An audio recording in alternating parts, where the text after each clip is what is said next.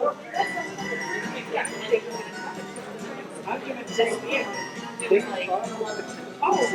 if they were going to schedule that and they get all the panelists and, yeah. Diversity as the theme. Yeah. I mean, it's in like, oh, there it is. Let me use that. I'm not going to get it. I know. Yeah. I haven't heard anything. So the theme would be they right after all the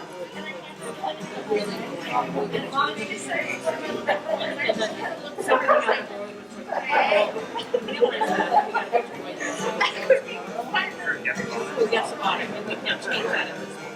And how we're going to solve it. People will follow and 6 months. You know. So they take that. Yeah. So next week we'll do this.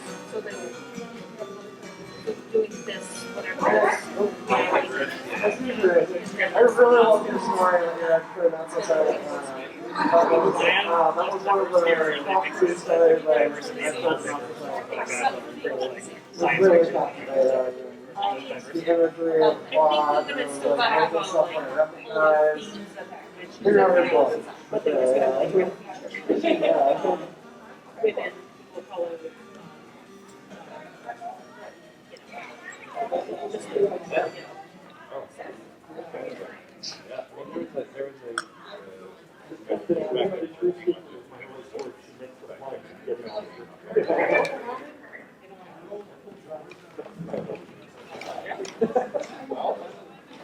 So yeah, you're right. You have to let me think ahead.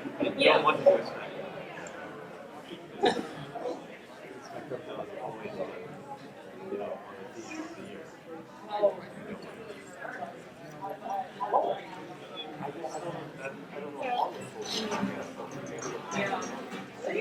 think about it. So I'm thinking now. Yeah, I just saw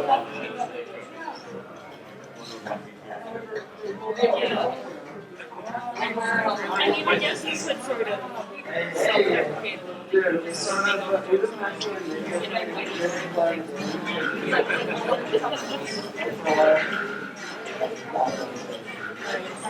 Okay, I'll be ready.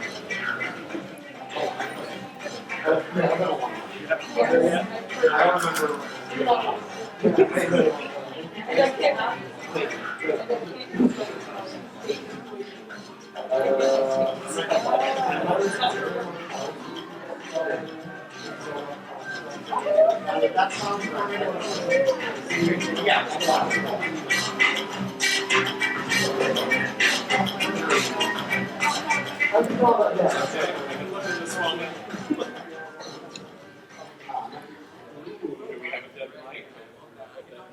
Swap it up.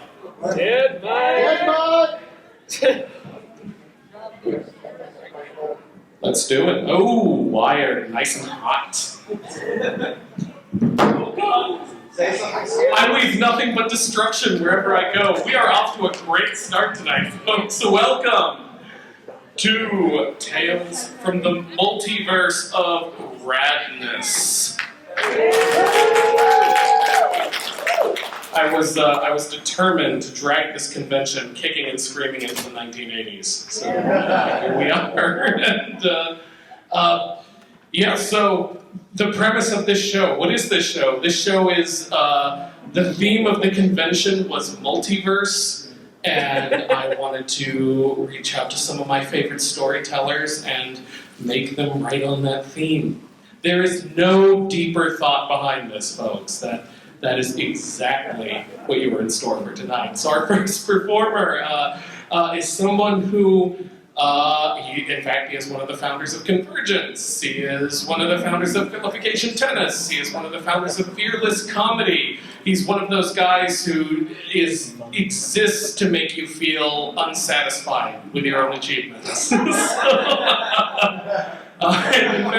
In fact, he will be opening for the very reason that he has to race off to another show and a sound check for another show. So please welcome to the stage your opening performer, Mr. Tim Wick.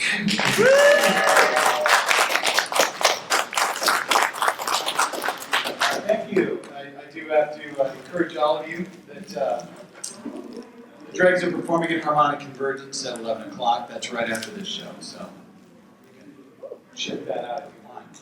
Or if you don't have to go. It's all right. You can do whatever you want. This convention's free. I mean, it's not free. Let's just do the story, shall we? All right. It was 4:22 in the afternoon. Jolene typed rapidly at her keyboard, trying to get her thoughts written out because she knew there were only a few minutes until she would run out of time. The chapter was almost finished and she didn't want to lose what she had been so carefully crafting in her head.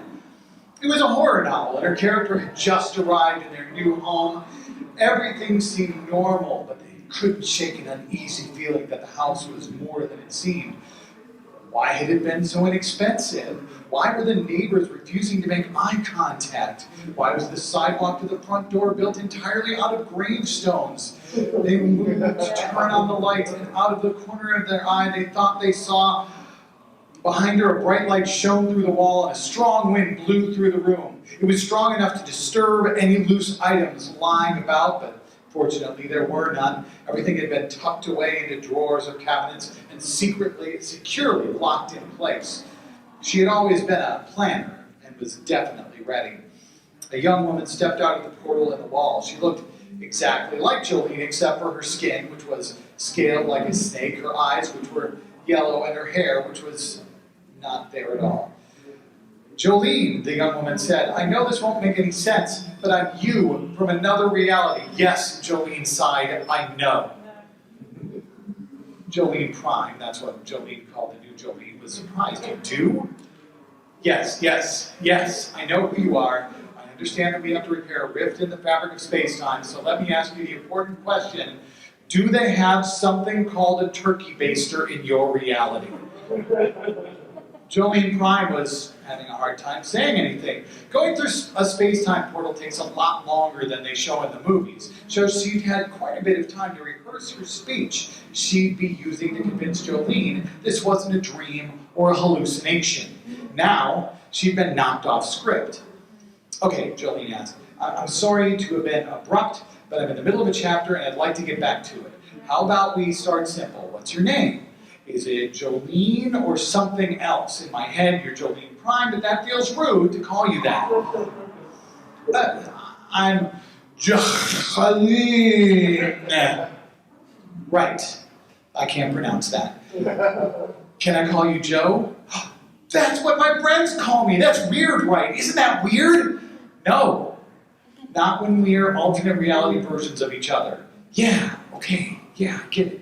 So what were you saying? I need to know if they have turkey basters in your reality. Most realities have a turkey baster, Jolene had learned. They aren't always called turkey basters, just like all Jolenes are not called Jolene. But a turkey baster is the single most useful tool in the multiverse, and if this Jolene, Joe, knew what a turkey baster was, it would go a very long way to solving the same problem she had been solving for the last 3 years, 7 months, and 8 days. Once a day at 4:24 in the afternoon. I know what a baster is, Joe answered helpfully, but I've never heard of a turkey. Good. We're getting somewhere. It's important you know how to use one. Jolene pulled open one of the drawers of her desk. It was filled with turkey basters, all brand new in the package. She held one up for Joe to see. So, you know what this is? Well, Joe replied, it's quite a bit smaller than the ones I'm familiar with, but no worries at all, Jolene assured her. As long as you know what it is and how to operate it, we're going to be in good shape. Know how to operate it? Joe laughed. Why, it's the single most useful tool in the multiverse. Then why, when you were trying to save the multiverse, didn't you think to bring one with you? Oh. Yeah, that's a good point. Jolene sighed. She wasn't so much angry at Joe as she was at herself. How could she so consistently forget a turkey baster when setting off on a multidimensional quest to save the multiverse? She didn't think she personally would forget a turkey baster, but so much of her alternate reality selves had forgotten it that she had to accept it was a personal failure. I'm sorry, she said. I shouldn't be so harsh. I'm not really angry at you. I'm angry at me, which is also kind of angry at you. But never mind. How is it I keep forgetting a turkey baster? How many alternative versions of yourself have you encountered without a turkey baster? 74. Some of them make sense because their multiverse hasn't developed turkey baster technology. How is it possible to develop multidimensional travel without a turkey baster? There's never enough time to ask. Oh, good point. I forgot to mention that we're in a terrible hurry, and you already knew that, didn't you? I did. I'm just getting some copper wire to wrap around the tip. Jolene opened another drawer filled with spools of copper wire and a wire cutter. She wrapped wire around the tip of the new turkey baster exactly 14 and a half times, then she cut the wire. As she was completing the process, Jo just rocked awkwardly on her bare feet, her claws tapping restlessly on the hardwood floor, even as she tried to make herself stop. So, Jo began. How's the book coming along? Not bad, I'm on chapter 4. What kind of book are you writing? Oh, it's a sort of gothic horror ghost story. Well, that sounds cool. What's a ghost? Not really enough time to explain. Here you go. The baster was wrapped with wire and had a small battery pack that had been affixed with some duct tape along with a simple push-button switch. Oh, Jo exclaimed, I see. You just take the yes, and then you ram it in the and then it makes exactly. Okay, well, that's great. I guess I better go. I only have 5 minutes to get back in time to, ram the... Yeah, I understand. It was nice to meet you. It was nice to meet you, too. Maybe someday we'll have the chance to... Probably not. No, I guess not. Well, good luck with your book. Good luck with yours. Jo stepped back through the portal. As it closed, it sucked all the air out of the room for a moment, and Jolene swore as she lost another roll of duct tape she'd forgotten to put back in the drawer. She was going to need to buy some before tomorrow. Once the portal was gone, she looked down at the writing on her screen. It moved to turn on the light, and out of the corner of her eye, they saw...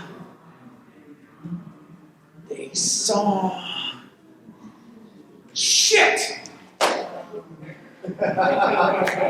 Thank you.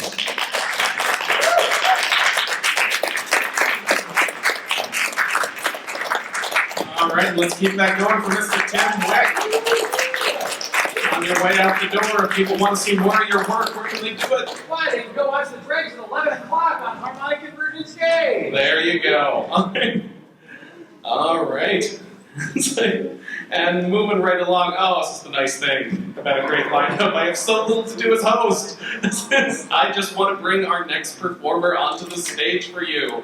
A Mr. Patrick Harrigan, local blowhard, occasionally edits academic books about new media and games. For example, first person, second person, third person, zones of control. Co-hosts a podcast about the TV show Doctor Who at GetOffMyWorldPodcast.com and inflicts spoken word pieces on Twin Cities audiences collected in the books The Lecture Tour and On Tour Forever. Despite all this, he is usually pleasant to be around, and you should buy him a drink sometime. Please welcome to the stage, Pat Harrigan.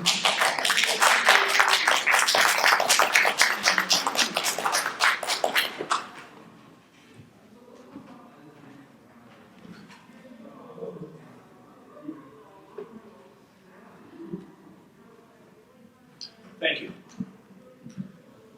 Before we begin the panel, I would like to make a few preliminary remarks.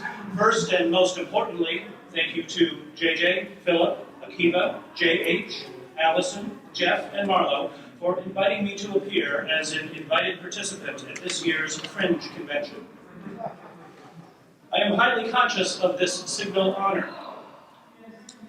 Next, for the benefit of any audience members who may not be intimately familiar with the final season of the show, I am not impugning your love of Fringe, my friends. I know that you care for it as much as I do, both as it exists and as it could have existed if the network had allowed it further seasons.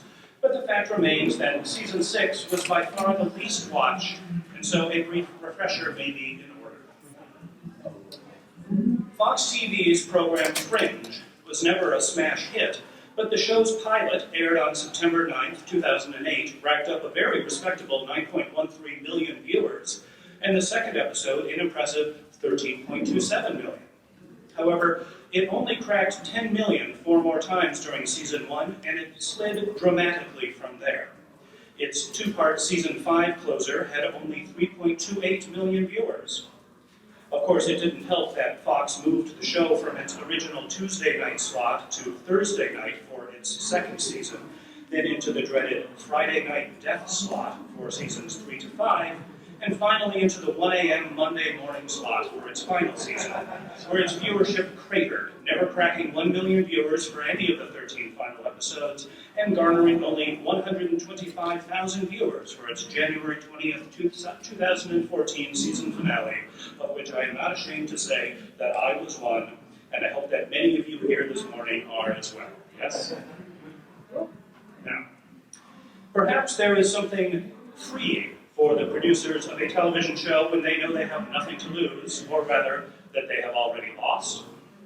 For years, Fringe had already been innovative in its radical shifts of direction, beginning as it had as a science fiction procedural with a Monster of the Week structure, before gradually revealing a larger, more elaborate serialized plot, and in season 3, alternating between episodes set in the familiar established setting and episodes set in a parallel universe setting, in which the same actors played alternate versions of their characters, which built up to a potentially universe-destroying war between those two realities, before switching gears once again in the 5th season, in which our characters are awakened from hibernation into the year 2036 to discover that the Earth has been invaded by bald time travelers from the future. And of course, over this period, the showrunners experimented with many unusual televisual storytelling techniques, including flash-forwards, a musical film noir homage, and several animated sequences, including one in the style of Monty Python's Terry Gilliam. The last episode of season 4 had been conceived of as a potential series finale if the show were not renewed, which partly explains the radical shift in direction in season 5. And this seems to have happened again a year later, because season 6 takes its viewers in other unexpected directions. Where can we go? You can almost hear the production staff asking themselves, now that we have thoroughly reset the timeline and given all our characters definitive endings. Well, for a show about parallel universes, the next logical step was to expand on that idea, and so season 6 finds our Fringe team, Anna Torv as Olivia, John Noble as Walter, and Joshua Jackson as Peter, traveling throughout the multiverse in search of the hallucinogenic white tulip that will allow them to stop the rogue observer named Julian from undoing the Big Bang. The stakes couldn't be higher: to undo everything and replace it with what?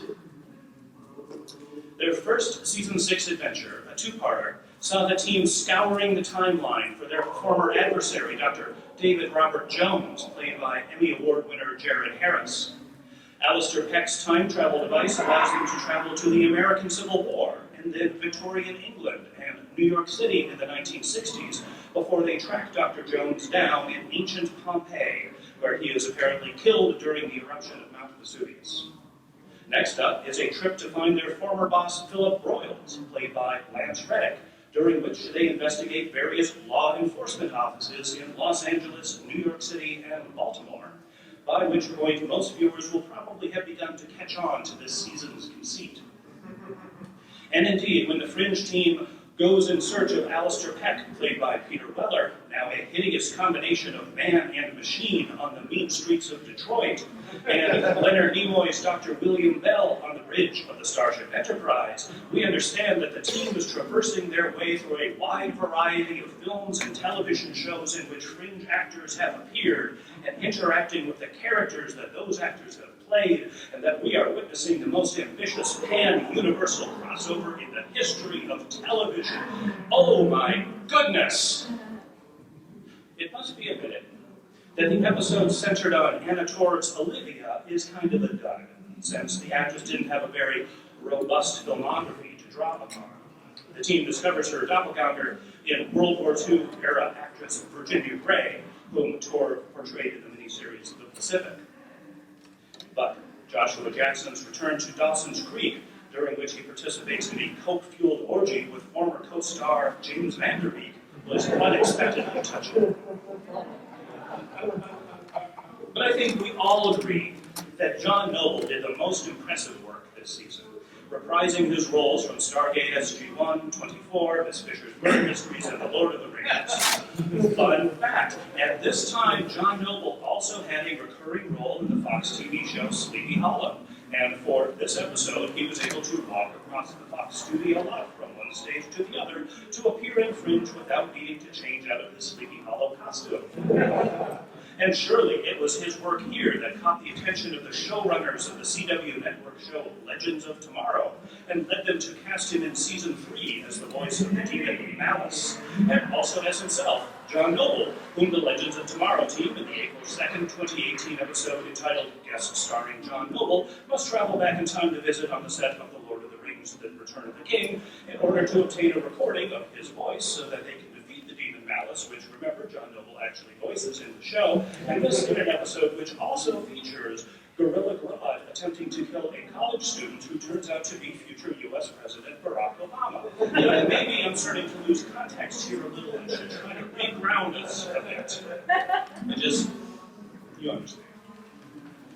Anyway, for the benefit of those of you who have not had the pleasure yet of viewing this experimental season, I will say no more for fear of spoilers, except that there are few further expeditions into alternate realities, like an episode titled after Alan Moore's Idea Space, which takes place inside the books Olivia read for her college 19th century English literature class, an episode set entirely within Peter's sperm, one from the point of view of Astrid Farnsworth's sculpture of Galatea, and my favorite, a visit to the entropic anti-utopia of Michael Moorcock's End of Time novels, produced entirely in a retro Ray Harryhausen stop-motion animation style, and impressive on a TV budget, featuring Marina Sirtis as the Iron Orchid, Jensen Ackles as Lord Jagged, Chase Masterson as My Lady Charlotina, and a special guest appearance by Jeffrey Combs as Gaff the Horse in Tears. I am conscious of the fact that at this point half my audience thinks I am speaking absolute gibberish. But I can only assure you that it makes a lot more sense when you watch it, particularly at 1 a.m. on Monday mornings, having spent several insomniac weeks in the grip of an existential panic triggered by entering one's 40s and the blossoming awareness of the paths not taken in life, the opportunities unpursued, and ambitions unfulfilled, the relationships shattered and buried like potsherds, the Cobra-like careers, the unbacktrackable paths, the unbirthed and unrecovered things, the non-choices, the incompatible universes that demand an answer right now, like the voices when they called out to the observer Julian before his final sacrifice, the uninspired lump of clay, the tedious self-constructions and the tantalizing heart of darkness fringes of your own laboriously sketched-in spiritual map within the easy outlines in which the last of all contradictions resolve and are named, the Gaff, the Grodd, the Gray, the Bell, the Bang, and all timelines collapse, fuse, fix into unpainful alignment for the benefit of your unclosing eye. This is it, the definitive end this time. No more retcons, no more do-overs. I hope you're happy where you've traveled to, observing it from the couch in the Monday morning death slot, in the bluish light from the TV, in a darkened room when the person you love is asleep behind the door. Season 6 is available on Blu-ray and DVD from online retailers. I thank you for your kind attention, friends, and please give a warm welcome to our panelists. Good morning.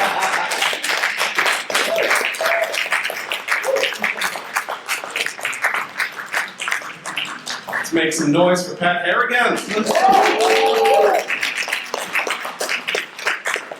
I'm a hypothetical audience member who has fallen in love with you specifically. Where can I find out more about you? My books are primarily available from Amazon.com. I apologize for that. There's particular pieces in my collection called On Tour Forever. On Tour forever. All right. Our next performer, Mr. Jeff Henry, is a science fiction writer and satirist, currently sponsored by interdimensional marketing firm the Infinity Corporation FMSC. You can see his show Infinity Hour at the Minnesota Fringe Festival, or read his debut novel Dream Sequences, now available on his website. He awaits the day our increasingly dystopian reality surpasses his corporate satire, and he can retire into peaceful irrelevance. We all long for that day. Welcome to the stage, Jeff Henry.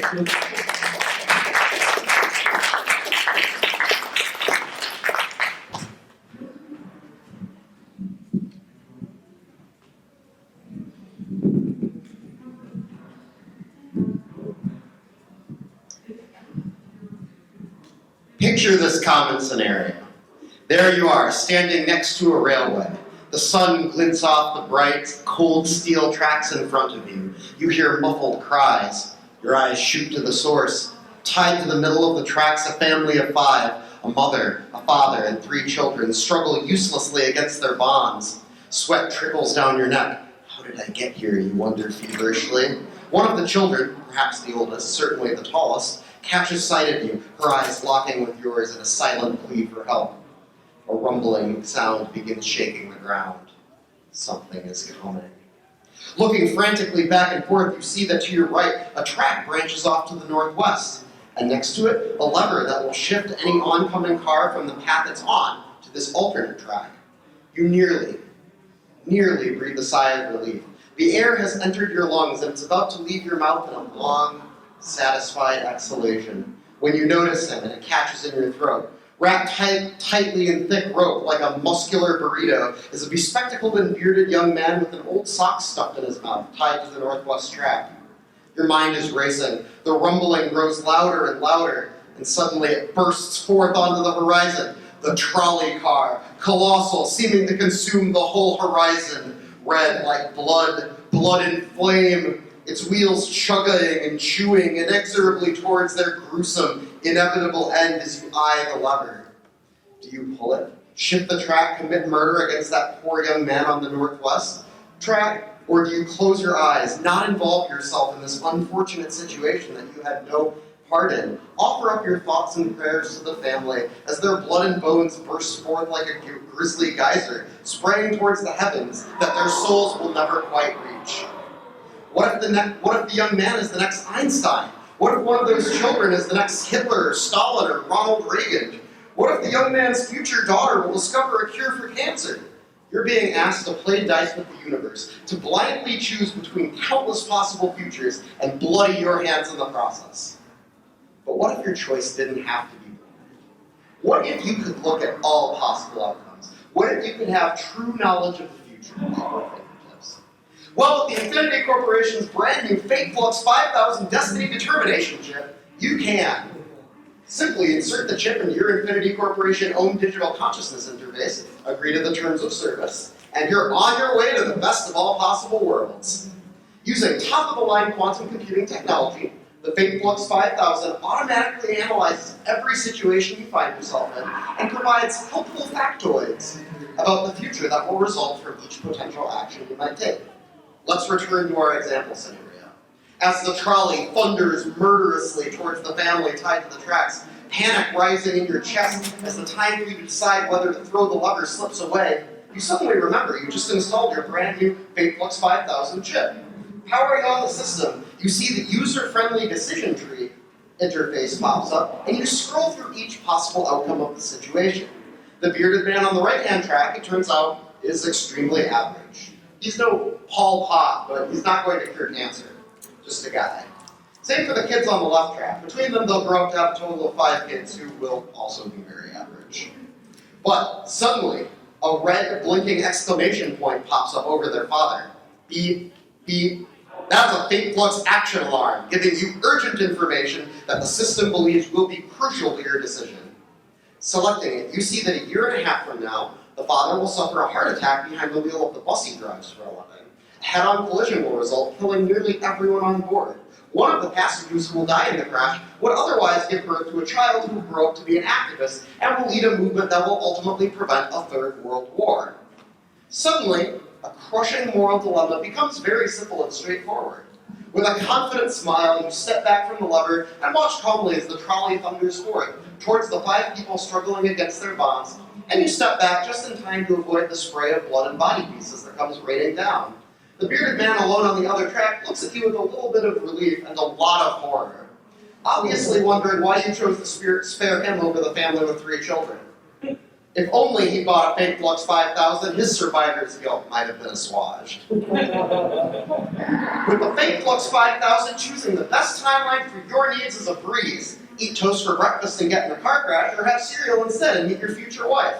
Turn left on Main Street and get hit by a bus, or turn right and get to work early enough for those free donuts that Susan brings in. The fake Flux 5000 puts your future in your hands. Order yours today.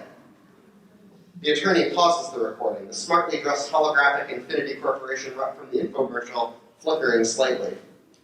Mr. Tavener, your hollow player records indicate that you watched this advertisement only a day before your purchase of the fake Flux 5000 device.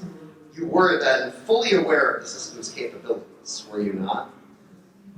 I wince. I want more than anything to deny it, but the neural scanners will immediately indicate a new deception. I knew exactly what the device did. There's no use claiming otherwise. The prosecutor looks at me with a raised eyebrow. I nod. Yes. So then, Mr. Tavener, you purchased your fake Flux device, and the next day you declined to attend a party hosted by your friend Felix Buckman. In the last 2 years, you never have missed one of Mr. Buckman's parties, but that night, you did. He whirls around and holds up the fake Flux 5000 chip the police extracted from my own interface. According to our analysis, Mr. Tavener, a destiny determination scan, registered trademark of the Infinity Corporation FMSC, was run that day at 2:35 p.m. True or false? The scan showed that at the party you would meet a woman with whom you would have unplanned intimate relations and who would go on to have your child, a boy named Robert. I swallow hard. The prosecutor, the judge, my lawyer, the observers, all eyes are on me. Cold sweat drips down my neck. True, I admit. You didn't want children. I sigh. Correct. The prosecutor turns towards the jury. So, Mr. Tavener chose not to go to the party with full knowledge that by doing so he was preventing a person, little Robert, from being born, from knowing the joy of life and the love of his mother. He pauses dramatically. Pursuant to H.R. 230 and based on his own testimony, we ask that you find Mr. Tavener guilty of homicide by birth prevention in the first degree. A few moments of silence as the jury members' digital consciousness interfaces run augmented probability calculations. Then in unison, their heads all turn towards my attorney and I. We have reached a verdict, they state at once. The defendant is guilty. The sentence is... Here they pause once again, their own fake Flux 5000 chips, doubtlessly looking at the resultant timelines from each punishment they could beat out to me. Will I go on to cause enough positive change in the world that they'll release me early? Will I... The voices of the jury members cut off my optimistic reverie. Death, they say. The end.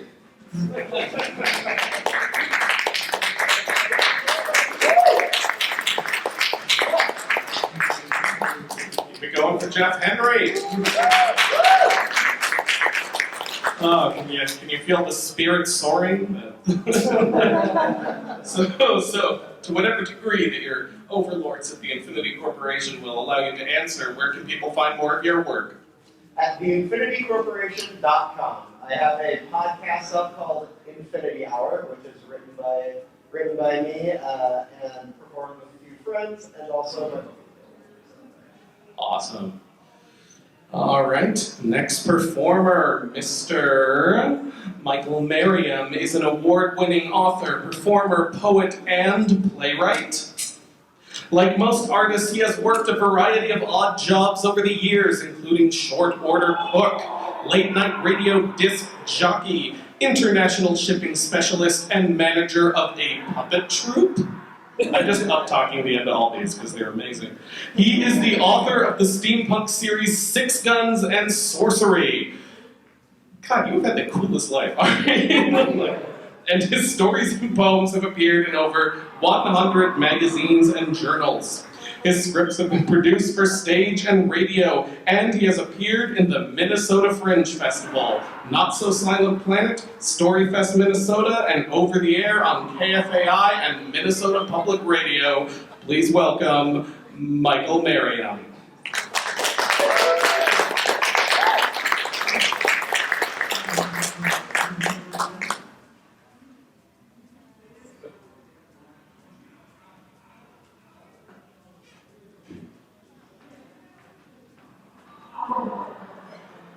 I don't know who wrote that for me, but I didn't pay him enough. They make me sound way cooler than I actually am.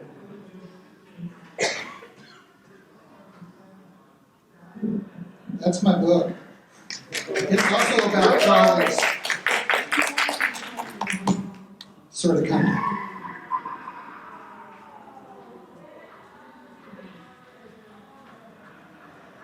I see you found an antique streetcar token laying on the sidewalk in front of your favorite coffee shop.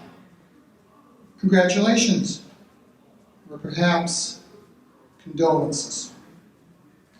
Your token is good for one ride. Remember this. When the phantom streetcar rolls to a stop in front of you and opens its doors wide in welcome, climb aboard. Give the token to the conductor. Do not worry that you cannot remember his face. Check your pockets to make sure you have a dime so you can buy a return token. You will find you have one, perhaps several, even though you never carry change as a rule. You should go ahead and buy a token or 2 or 5 from the friendly, faceless conductor, just to be prepared. Walk down the aisle and take a seat. The other riders may seem a bit strange to you, a bit fanciful. Yes, there is a man in a business suit at the head of a bison, and there is a woman who smiles at you, and she has stars in her eyes, literal stars. As she regards you, you might feel a chill as if you have seen your own grave, but I promise her business is not with you this night. The elderly couple across the aisle from you seem blissfully mundane until you notice the foxtail peeking out from under the woman's dress. As you look around, you'll find each rider weirder and more fantastical than the next. Please try not to stare, especially at what appear to be your dead grandparents. And even more importantly, do not stare at your 15-year-old self, headphones on, oblivious to the world around you both. Just don't. The bell will ring and the big yellow car will lurch forward, gathering speed, carry you to the magical underside of the Twin Cities, or maybe an alternate Twin Cities. A Twin Cities that never was, could be, might have been, will be. Every Twin Cities that ever existed anywhere in any time. Try not to think about it too hard. When the car stops and the door opens, get off and explore, if you dare. Keep in mind that time moves differently here. Remember where your stop is. Don't lose your token home. Enjoy yourself. Maybe you could catch a streetcar baseball doubleheader. Minneapolis Millers and St. Paul Saints. Visit the historic ballparks. Lexington, Nicollet, Midway, Athletic Field. Maybe catch a few innings at a more modern park. No, not the one that's domed and looks like a fungus, but the one that floats above the mighty Mississippi River, tethered by the banks of heavy chains, a dozen escalators made of rainbows in starlight leading upward to the new facility. Buy a ticket to the game. Get a hot dog and a beer. If that's your thing. Yes, that is you sitting there in a souvenir Twins jersey, next to the woman who looks like the girl you liked in 10th grade, but you were too shy to say anything to, now all grown up. Those might be your kids. Don't stare. Try not to think about it too hard. You can see all the great stars of baseball if you stay long enough, all of them. Yes, in any iteration of Twin Cities baseball, they all played here at some point. Harmon Killebrew, Shohei Ohtani, Greg Maddux, Joe Mauer, Crash Davis, Babe Ruth, Bob Gibson, Buck Bukai, all the greats. Souvenirs in hand, climb back aboard the streetcar. Spend another of your precious tokens. Take a ride around the cities. Here you'll pass the Metropolitan Building, glorious and strong. Of course, it's long gone in your reality, but this is a special place. Cross the river. Gaze upon the 200-story skyscraper dominating the skyline of St. Paul. If you decide to visit, exit the streetcar, I can tell you that it has a glorious nightclub on the 66th floor, and the deli on floor 143 makes a really mean cubano. A sleek glider carrying a dozen passengers whirls by the streetcar on the parallel track. You probably shouldn't have waved at yourself, but, well, done is done. Perhaps you'd rather visit the island amusement park in the middle of Lake Minnetonka. The yellow streetcar becomes a yellow boat, and now it will cost you 2 tokens for the conductor, or maybe the ferryman, to cross. Buy cotton candy for that special someone from long ago. You know who he is, but do not think to dwell here with them. You will watch as a younger couple, a couple from your warmest sepia memories, strolls along the boardwalk in the gathering gloom. You want to follow them, to warn them, but it doesn't do to dwell on such things.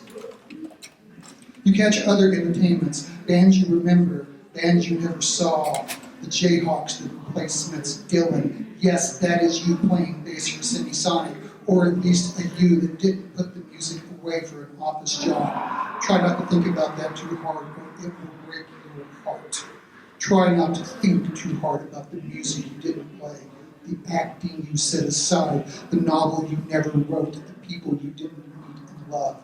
Because, well, you may not have. Rest assured, a different you in another universe did. Perhaps it's not too late for this you. If you still want that path, walk it. Just be brave. But the hour's getting late now. Remember, time is no longer linear here. Hike back to the dock. Let the ferryman and his yellow streetcar boat carry you back to the mainland. Do not worry that you do not remember his face. Be warned, these things you will or may encounter on your journey to the streetcar stop and the car that will deliver you in front of the coffee shop at home. You may meet a lost traveler, offer them a token, but not your last one. You may meet a hungry traveler, feed them the last of your carnival and ballpark food.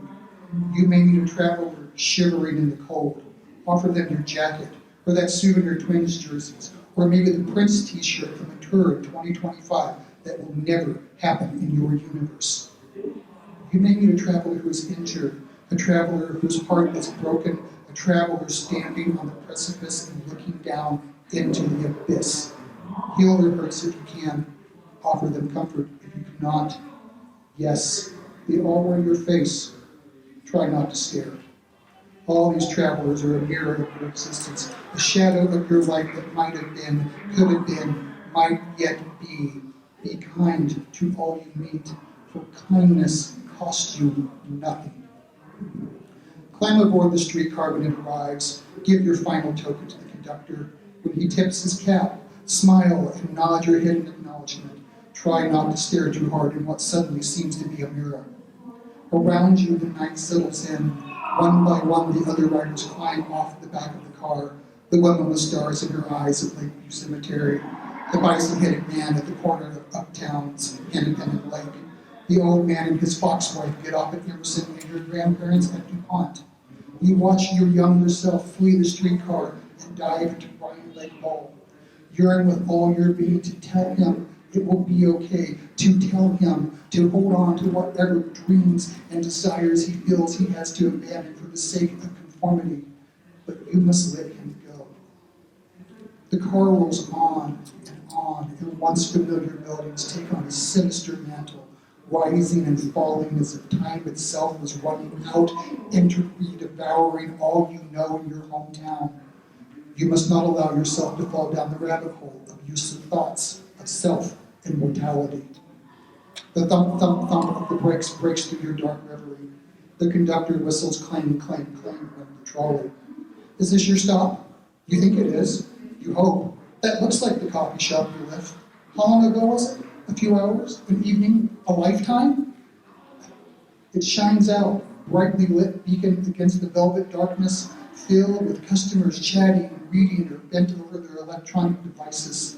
The young woman at the steamer looks like the same one who makes the best caramel macchiato in town. Through the window, you can just read the sign that says, "No, the barista does not want to sleep with you." This is certainly your favorite coffee shop, right? The car stops. You realize that you are the last rider, and this is the end of the line. The conductor turns away from you, and the back door opens. Gather your belongings. Gather your courage. Step off the car. As the streetcar rolls away, where once it was darkness, now the bright sun breaks through the gloom and warms your face. You are home. And while your physical souvenirs may have vanished like fairy gold, no matter, you carry the journey inside you. Though now, faced with the too bright reality of your life, you wonder if it was all a dream. By the time you finish the walk to your home, you might well have convinced yourself it was all a dream, or maybe a hallucination. You probably shouldn't have eaten that second piece of cherry cheesecake. Reaching into your pocket for your keys, you feel it, small, metallic, the streetcar token you found on the sidewalk. A chuckle escapes your lips, dies as you reach into your pocket again, find another token, and another, until you hold 13 of them. They spill from your shaking hands to the ground at your feet as you back away in terrible understanding and no little fear. What? You thought that once you had seen the magical underside of reality, once you had seen through time and into the multiverse and all that is possible, that you would just get to return home to your little apartment, stream a few episodes of whatever show you're watching and climb into your bed, secure in this reality? You thought you just get to go back? You thought you get to unsee all you'd seen? Take a deep breath. Pick up your tokens. The next streetcar will be waiting. Will come for you when the stars are right. You are a part of this now. One of us. Congratulations. Perhaps condolences.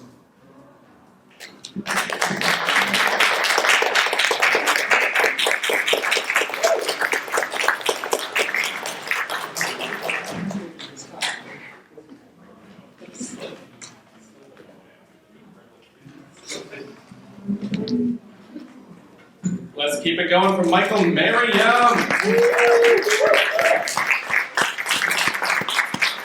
Boy, you hit a remarkable number of my buttons with that story. Is that new? Is that collected anywhere? Awesome. So where can people find more of your work? So Multiverse.com will have my bibliography. You can go to my publisher's website, Queen Swords Press. You can buy Last Card Administration, which has been called by reviewers the most Minneapolis urban fantasy since War for the Oaks, and I take that comparison and wear it proudly. Hell yeah. And then what will be in Crypticon in a few weeks, TC Book Fest. Cool. All right, folks, we have one more performer for you tonight to lead you into an indeterminate number of worlds. We should have made this a drinking game. That's what we should have done. Every time you find a new reality appears in the story. We'd all be dead, but... For his anthology performance of science fiction and horror stories, Ben won the audience vote for Best Storytelling Show at the Victoria Fringe Festival, Canada 2017. His various play and comedy productions earned audience pick encore performances 4 times at the Minnesota Fringe Festival. He has also worked as a professional stand-up comic, MC, and moderator, and continues to dabble. Long ago, in this galaxy, Ben won the title of Acme Comedy Company's Funniest Person in the Twin Cities contest, and to this day, leverages that title to nab sweet gigs like this. Welcome to the stage, Ben Sandell. Thank you, everybody, for sticking around to the end of this show, even though by the sound of it, they are clearly having more fun in the other room. I think it is just wild times over there, and we're just here. But in alternate reality, you're laughing your ass off over that other room. But here we are. This is a story called Sober History. On this earth, the first pub crawl occurred in the late 1600s, probably. We don't know for sure. None of the participants thought to take notes, or perhaps they got too drunk and spilled their inkwell.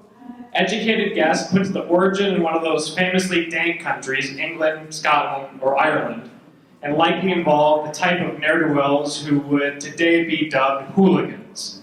Only in retrospect do we know to call them what they truly were, heroes.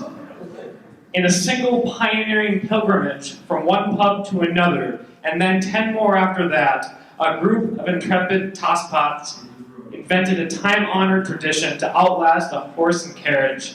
Yet their story would go untold, their names lost in the haze of time. On the night of the inaugural pub crawl, history itself blacked out. There is, however, an alternate Earth in a parallel dimension where the founder of this sacred ritual received proper credit and rightful respect. Edward Finnegy III, a master auditor who one day crunched the numbers and realized the world suffered from a dire lack of human error. What the world really needed, he theorized, was a bit of sloppiness. I always felt something was missing, Edward explained in his autobiography, Crawl or Nothing. Society, it lacked a kind of spontaneity. It lacked a lack of control. Edward had no idea how right he was. His world literally did lack something. Something most societies and most parallel universes indulged in daily. Something that bent the very arc of history to its will. Booze. The version of Earth inhabited by Edward harbored a quirk in his chemical makeup that made fermentation impossible. The only way humans could experience a buzz was if they forcefully blew on their thumbs for 30 seconds or spun in place until they collapsed. During the Middle Ages, kings and queens would host fancy twirling parties where guests rode on specially constructed merry-go-rounds, faster and faster, before hopping off to attempt a quick dance while sufficiently dizzy. In our world, rapidly spinning in place is a gateway drug to the more hardcore stuff. In Edward's world, getting dizzy was as hardcore as it got. Not only was fermentation impossible, but the weeds and fungi that make THC, psilocybin, cocaine, opium, and even caffeine didn't exist. It was as if the entire planet were Utah. On the surface, this seemed like a desirable environment for the advancement of society.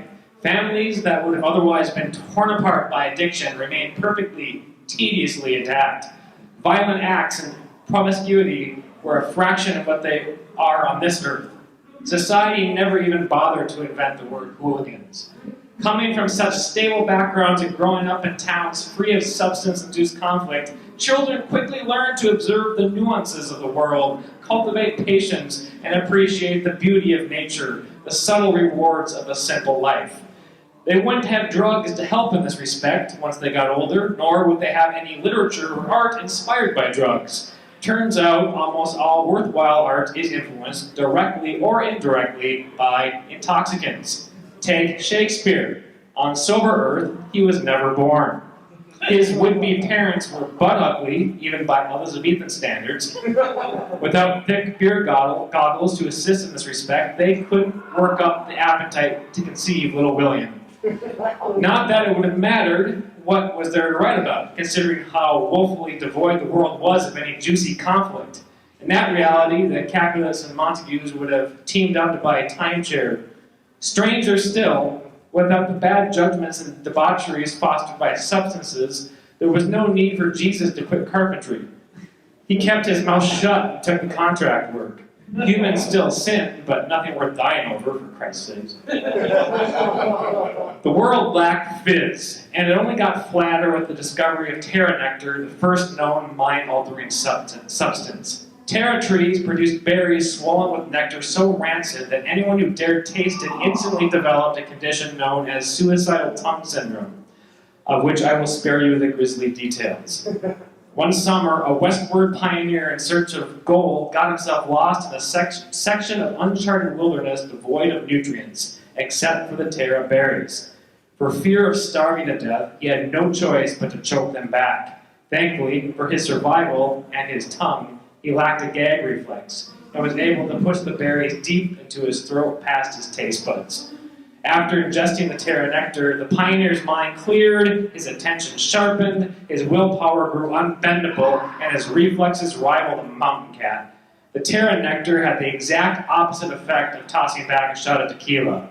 It made the imbiber uber sober.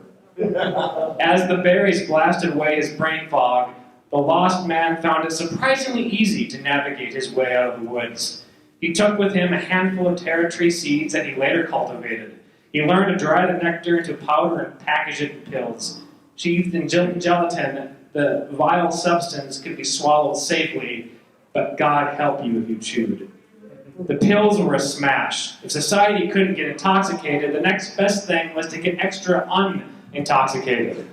The government soon realized how much healthier and productive communities could be under the influence of the Terra nectar. Politicians commissioned the smartest scientists to synthesize the juice for mass production.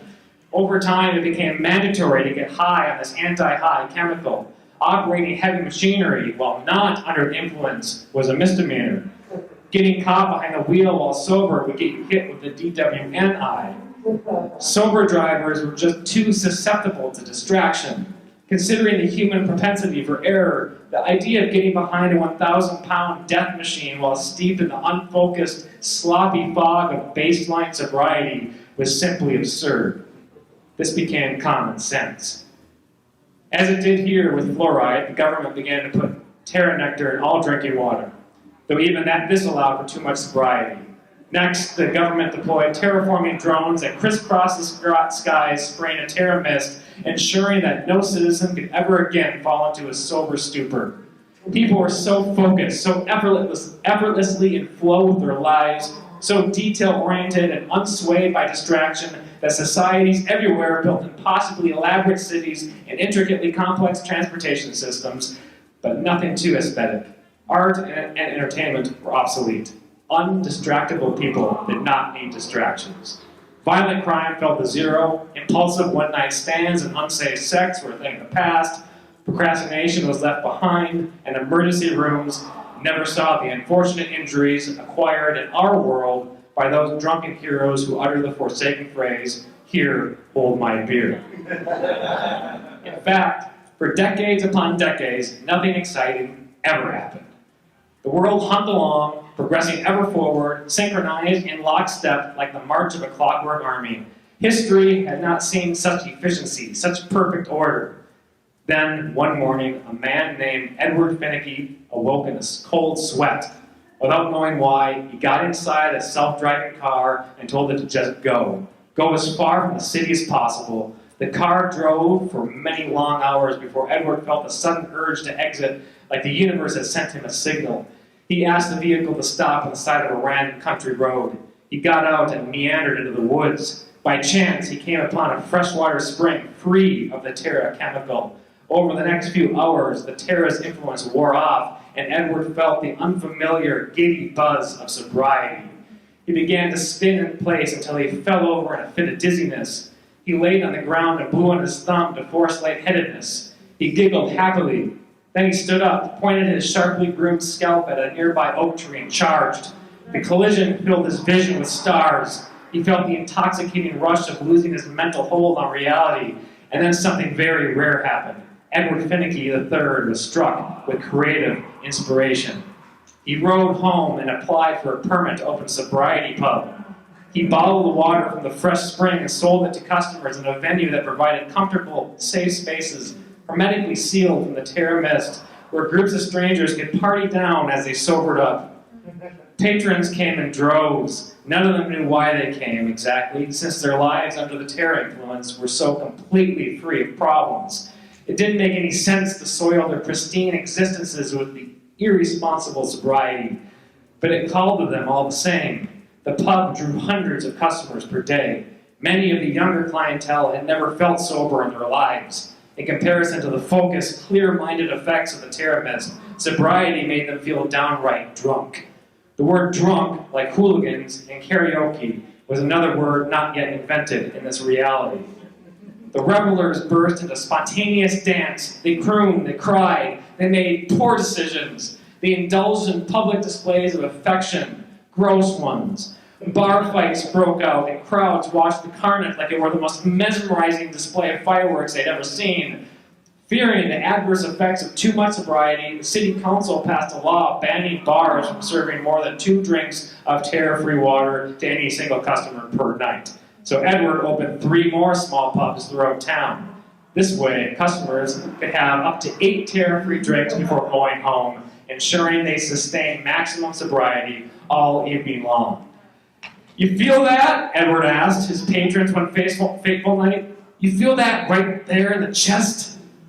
That's your heart racing, the thrill of being vulnerable to human error, the risk of making a terrible mistake. Is a feeling you didn't know you missed, but I bet you did. I bet you missed it dearly. It's the feeling of being alive. The customers hollered. Come with me, Edward continued, and let's have another dose of fresh water at the next bar. He teetered over to the exit and out of the door, and 11 customers followed. As the night wore on, sobriety loosened their souls. They whooped and sang and danced and argued and howled at the moon and just made all sorts of general ruckus. And while no one paid attention to the rowdy hooligans who invented the first pub crawl on this earth, in Edward's world, no one could look away. They stood on their front stoops, amazed and thrilled. They would not forget what they were witnessing. They had no idea how long they'd been waiting for some sloppy savior to introduce a little disorderly conduct into their lives. Edward raised his cup to them. Cheers, he slurred, and stumbled onward into history. Thank you.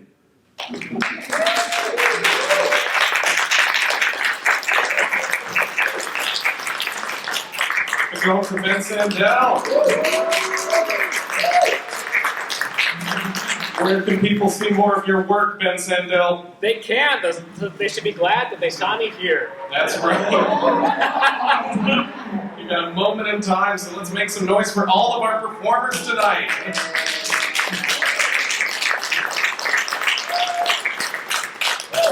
That's our show. That's our Saturday. We just got 1 day of the con left. We got 2 shows here tomorrow. You're welcome to check either of them out or float through the con and build your own experience. Thank you all so much for coming out today.